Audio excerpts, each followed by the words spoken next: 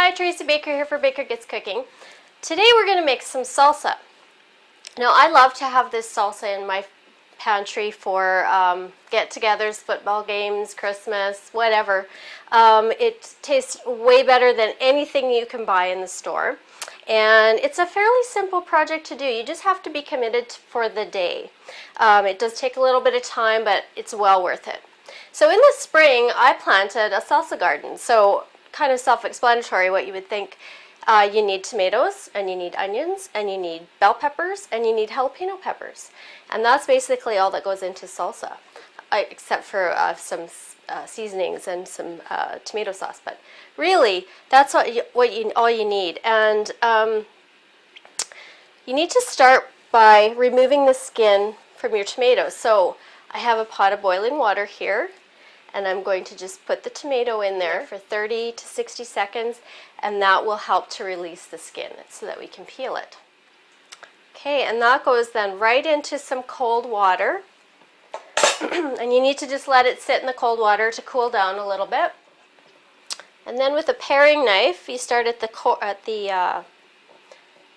stem end, and you just cut the core out, and then the skin should just peel right off of that tomato, no problem, like so. There, okay, and then just rough chop. So this is 8 cups of peeled, chopped tomatoes. And I've got a combination of yellow and red here. You can use whatever you like.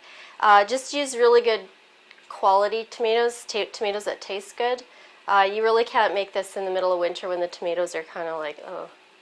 You need to have a good product. Good products to produce a good end product.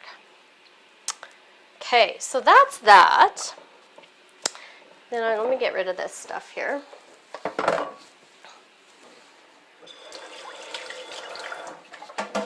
Now I've used a food processor to chop all of the other ingredients. You don't need to have a food processor. You just need to then have a lot of elbow grease and whatever, you can do that. Okay, so then we need to cook our salsa. So in a large pot, I'm going to turn up this heat. So in a large pot, I need to put in all of my tomatoes. So that's 8 cups of tomatoes. A couple of cups of finely diced onion. That goes in.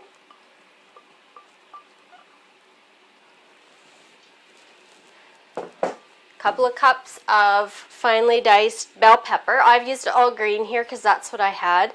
You can use any color that you want, just so long as they're bell peppers. So that goes right in there.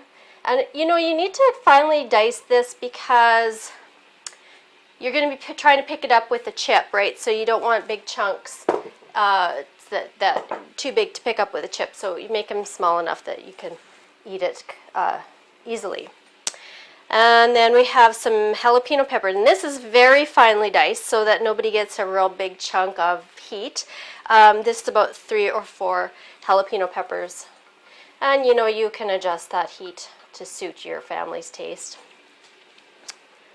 Okay, and then we're going to put in 1/3 cup of sugar,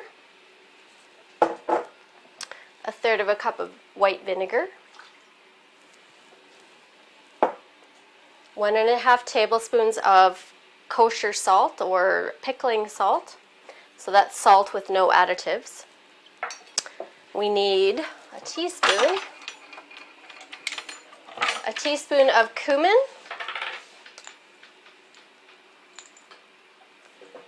and a 369 ml can of tomato paste, and how many mils? 398 ml can of tomato sauce. And that goes right in there.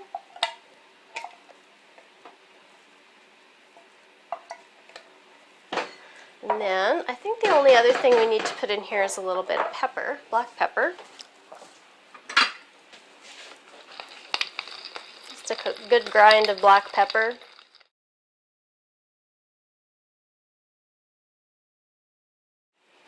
I'm just going to stir that up. Okay, so I'm going to bring this to a boil, reduce the heat to medium, and simmer it for about 15 minutes.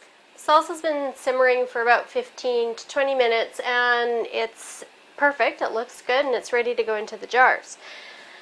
I just have a few things just to talk to you about canning and preserving food. So if you don't already have, you need to purchase some jars, and they need to be jars that are specifically made for canning, and the weight of the jar, the weight of the glass is important. So it's don't try to substitute like mayonnaise containers or Cheez Whiz containers.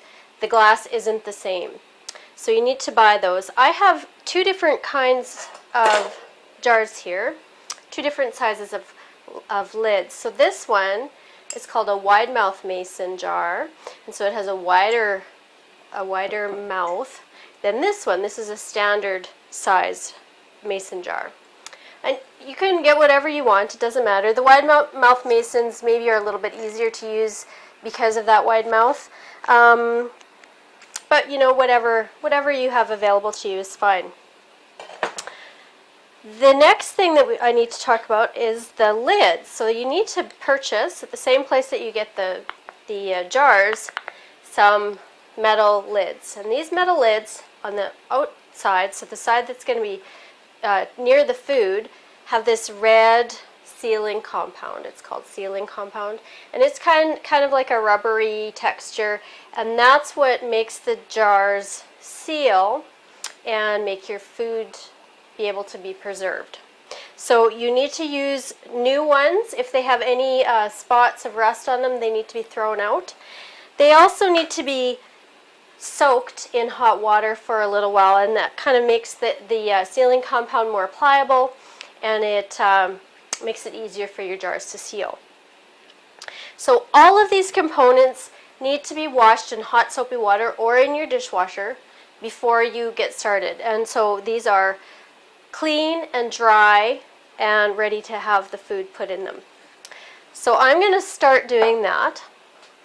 I have one other item that is not absolutely necessary, but it makes your life a lot easier, and that's a canning funnel.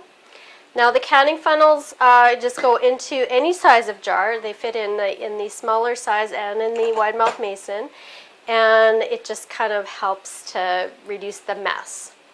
So I'm just going to ladle the hot salsa into these very clean jars. And I'm going to fill it so that there's about an inch of space from the top of the jar to the food. That's also important. You need to have a little bit of space there. And that also will help the jars to seal.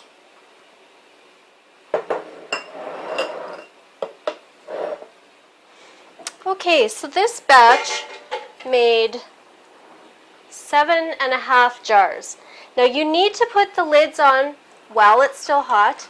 If you have any food around the outside of the lid, you need to wipe that off. Everything must be clean. So we'll just put our lids on. And then the screw bands. Now, oh, I missed one. Now the jars are very hot. So when you put the screw bands on, another important tip is that don't really tighten them tight. They need to be, it's called fingertip tight. So that's just as tight as you can make it with some light pressure of your fingertips. Don't really screw it on tight.